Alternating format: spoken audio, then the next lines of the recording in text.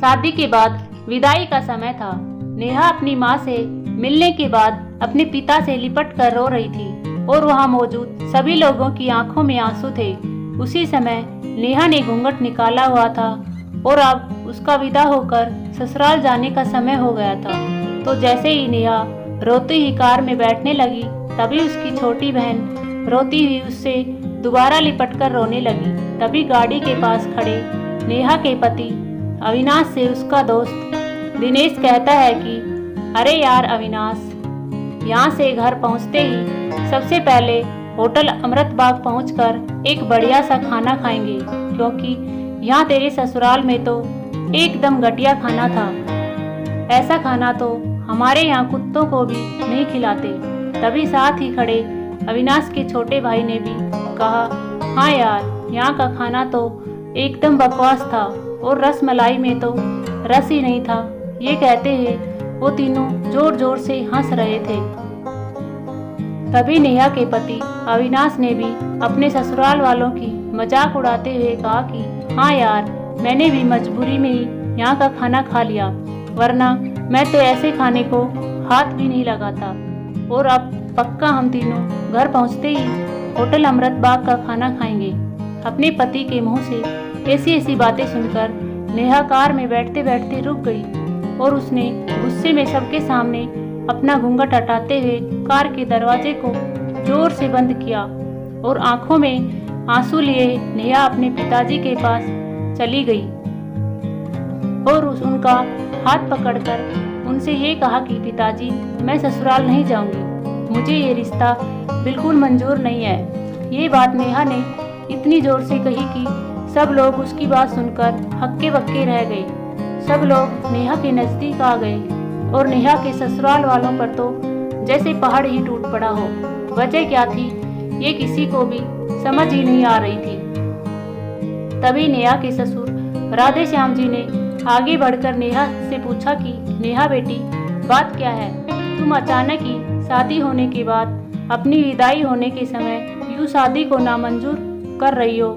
तभी नेहा कुछ देर चुप रहने के बाद अपनी आंखों में आंसू लिए अपने ससुर से बोली कि बाबूजी, आपको पता है मेरे माता पिता ने अपने सभी सपनों को मारकर हम सभी बहनों को इतना पढ़ाया लिखाया और काबिल बनाया, और आप जानते हैं कि एक बाप के लिए उसकी बेटी क्या मायने रखती है।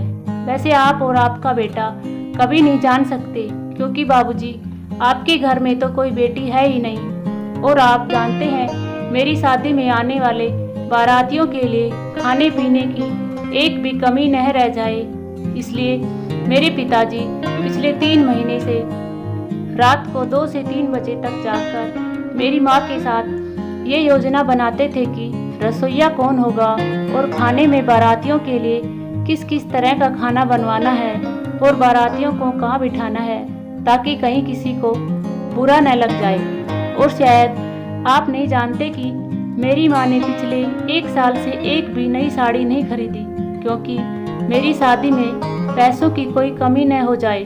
और आज भी मेरी माँ शादी में भी मेरी बड़ी बहन की साड़ी पहनकर खड़ी है। और ये तो कुछ भी नहीं, मेरे पिताजी भी 150 रुपए की इस शर्ट के नीचे कई छेद वाली बनियान पहनकर खड़े हैं, और ये सब सिर्फ इसलिए ताकि मेरी शादी में कोई कमी न रह जाए। लेकिन इतनी मेहनत करने के बावजूद भी आज इस शादी में आपके बेटे को रोटियां ठंडी लगी, उसके दोस्त को पनीर बकवास लगा, और मेरे देवर जी को रसमलाई में तो रस ही नहीं मिला। और तो और मेरे पति अविनाश जी तो कह रहे हैं कि वो तो ऐसा खाने को हाथ ही नहीं लगाते, बस उन्होंने तो मजबूरी में ही ये खाना खा लिया। अगर सब कुछ इन्होंने मजबूरी में ही खाया है तो इसकी क्या गारंटी है कि मुझसे शादी भी ये अपनी खुशी से ही कर रहे हैं। कल को अविनाश जी ये भी कह सकते हैं कि मुझसे भी इन्होंने मजबूरी में ही शादी की है।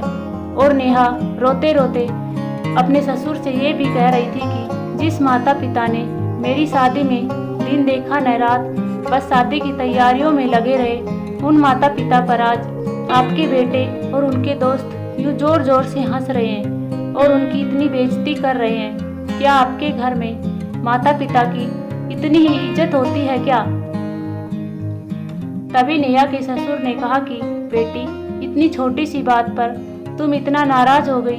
तो नेहा ने अपने ससुर की बात को काटते हुए कहा कि बाबूजी, ये छोटी सी बात नहीं है। अगर शादी के बाद मैं भी आपकी इज्जत न करूं तो आपको कैसा लगेगा। ये सुनते ही नेहा के ससुर ने शर्म के मारे अपनी आंखें नीची कर ली। तभी नेहा ने कहा, लेकिन बाबूजी, आप चिंता न करिए, हमारे अंदर हमारे अच्छे माता पिता के संस्कार हैं। किसी की बेइज्जती करना, ये सब हमारे माता पिता ने हमें कभी सिखाया ही नहीं है।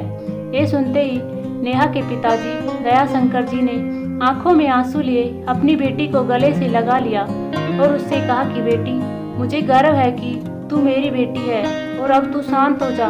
बेटी, तुझे मेरी कसम, तू इन्हें माफ कर दे और खुशी खुशी अपने ससुराल चली जा। तभी नेहा का पति अविनाश भी नेहा के पिताजी और नेहा से हाथ जोड़कर माफी मांगता है और ये कहता है कि बाबूजी, मुझे माफ कर दो, सारी गलती मेरी ही है, लेकिन आज आपकी बेटी ने मुझे एक पिता की इज्जत करना सिखा दिया। आज के बाद मैं हर किसी के माता पिता की हमेशा इज्जत करूंगा।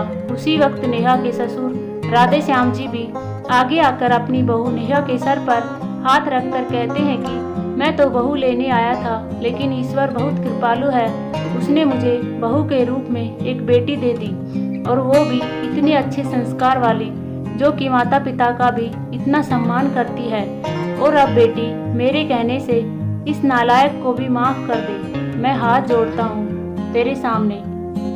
तभी नेहा अपने ससुर जी के दोनों हाथों को पकड़ लेती है और कहती है कि नहीं बाबूजी, आप मेरे पिता के समान हैं, कृपया आप मेरे सामने हाथ मत जोड़िए। तभी नेहा के पिताजी दयाशंकर जी भी कहते हैं कि समधी जी, आप मेरी बेटी के सामने हाथ जोड़कर कृपया हमें शर्मिंदा मत कीजिए। मेरी तो आपसे बस इतनी ही प्रार्थना है कि आप हमेशा मेरी बेटी को अपनी ही बेटी समझना और इससे कभी कोई गलती हो जाए तो इसे माफ कर देना। तो राधे श्याम जी ने अपने समधी दयाशंकर जी का हौसला बढ़ाते हुए कहा कि आप बिल्कुल चिंता मत करिए, बल्कि अब तो नेहा बेटी ही हमारे पूरे घर को संभालेगी और अब ये ही हमारे घर की लक्ष्मी है।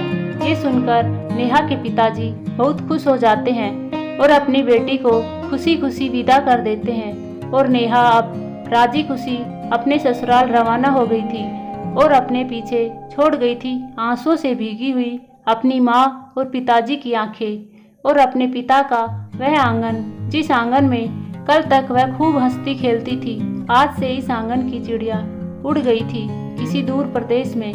तो दोस्तों, बेटी माँ बाप का अभिमान व एक अनमोल धन होता है। और दोस्तों, अपनी छाती पर पत्थर रखकर वो अपनी प्यारी बेटी और अपने जिगर के टुकड़े को उसकी शादी करके उसे विदा करता है। इसलिए दोस्तों, एक बाप अपनी बेटी की शादी करके वैसे ही उससे दूर हो जाता है और हमें उसका अपमान करके उन्हें और दुखी कभी भी नहीं करना चाहिए। उम्मीद करती हूँ कि दोस्तों आपको ये कहानी पसंद आई होगी। पसंद आई हो तो अपने दोस्तों के साथ शेयर जरूर करें और चैनल पर नए हो तो सब्सक्राइब जरूर करें। धन्यवाद दोस्तों।